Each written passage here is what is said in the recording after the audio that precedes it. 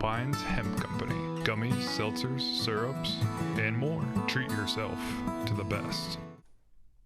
Time for our look at local sports on WHKY News. I'm Jason Savage. We begin with lots of weekly accolades for Lenoir-Rhyne as the South Atlantic Conference announced their We Played Sports Softball Players of the Week for games played during Week 5 of the 2025 season, and LR's Madison Wilson was named Pitcher of the Week. The sophomore from Pine Hall, North Carolina, went 3-0 in the circle for the Bears and did not allow an earned run in her 12 innings pitched. She allowed just 4 hits and struck out 15 batters to post a .83 whip, walks and hits per innings pitched, to go along with her 0.00 earned run average, or ERA. Wilson earned a pair of wins over Lees McRae and tossed 6 scoreless frames in an 8-0 win over Mount Olive last week. Keeping with the accolades, South Atlantic Conference We Played Sports Men's Lacrosse Players of the Week for games played during Week 5 of the 2025 season was swept by the Bears. Donovan Powell named the Offensive Player of the Week. Parks Painter named the Defensive Player of the Week, and Matthew Mancini named the Specialist of the Week. Powell, a junior from Chesapeake Beach, Maryland, keyed the LR offense in a 9-6 win over 5th-ranked Wingate in the Crown Classic on Saturday night. Powell found the back of the net 6 times. That's 2/3 of the Bears' goals in that game.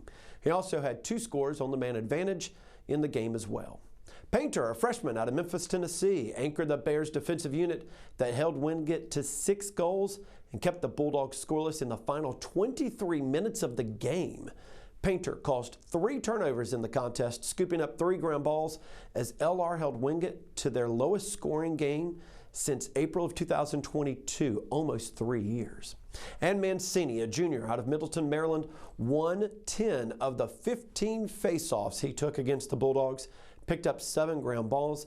It is the 4th Specialist of the Week honor for Mancini this season in 5 weeks of play. Very impressive. Hey, Appalachian State's got some Sun Belt Weekly Award winners as well. Junior infielder Michaela McLean earning Appalachian State softball's first Sun Belt Player of the Week of the season, as she started all 5 games at the Liberty Softball Invitational over the weekend at the leadoff spot, and McLean would tally a near-perfect week at the plate. She went 7 of 11 batting and a .636 batting average with a home run, a double, a triple, and 5 RBI.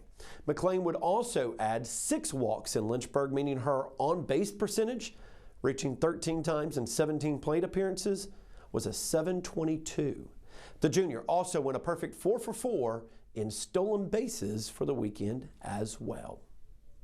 Led by a tie for 6th place individually from senior Layla Merrick, matching the best finish of her career, Appalachian State women's golf placed 6th at the River Landing Classic that was hosted by UNC Wilmington.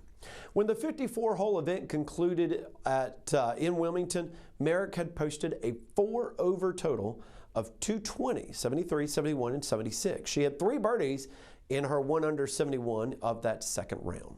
Mountaineers will be back in action again at the Cedarwood Invitational in Charlotte.